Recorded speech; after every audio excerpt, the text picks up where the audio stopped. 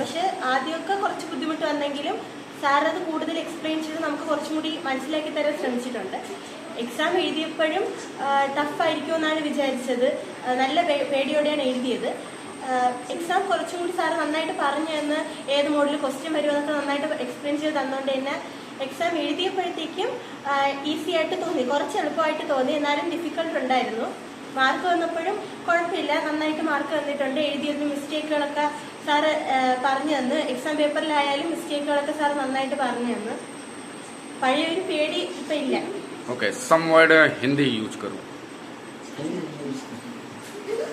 क्योंकि 36-7 मार्क्स आए हैं तो बगैर पता किए तो आया नहीं होगा। हाँ, आपने पढ़ा है तभी तो आया है, आपने लिखा है, तो उसके लिए क्या प्लान किया आपने ये बताओ। इतने मार्क्स क्यों है? क्योंकि आप लीव पर भी थी 10 डेज। हाँ, आप लीव पर भी, हाँ 12 डेज, तो कैसे इतने आ गए? तो उसके लिए क्या प्लान है? हाँ बोलो बोलो, कोई दिक्कत नहीं, बोलो बोलो बोलो। नो नो, हिंदी में।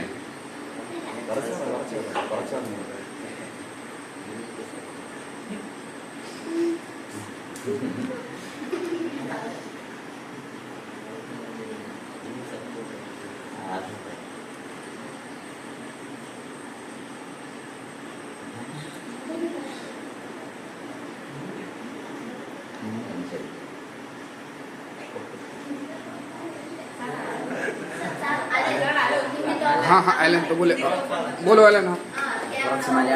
हाँ, मलयालम भी और हिंदी भी, कोई दिक्कत नहीं। ആദ്യം മലയാളം പറയും. हाँ हाँ, സാറ് ആദ്യമായിട്ട് ഇവിടെ വന്നപ്പോൾ നമ്മൾ ഹിന്ദിക്കാരനാണെന്നാണ് നമ്മൾ പറഞ്ഞത്, നോർത്ത് ഇന്ത്യയിലാണ് പറഞ്ഞു. അപ്പോൾ നമുക്ക് അറിഞ്ഞുകൂടായിരുന്നു എങ്ങനെയായിരിക്കും ക്ലാസ് ഒന്നും, പിന്നെ പഠിപ്പിക്കുമ്പോൾ പാട് കാണുമെന്നൊക്കെ അറിഞ്ഞു.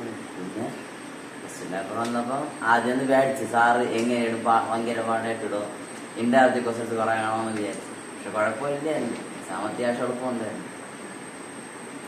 हिंदी में बोलो, हमें भी समझ में आ जाए। टीचर्स ने बोला था कि सार नॉर्थ इंडिया से आता है और हम सोचा कि कुछ कष्ट होगा सार के पास से पढ़ने के लिए। कोई दिक्कत नहीं है, सारा अच्छे से समझ लेता था। Okay okay, good good good. तो मार्क्स से सेटिस्फाइड? हाँ, ओके।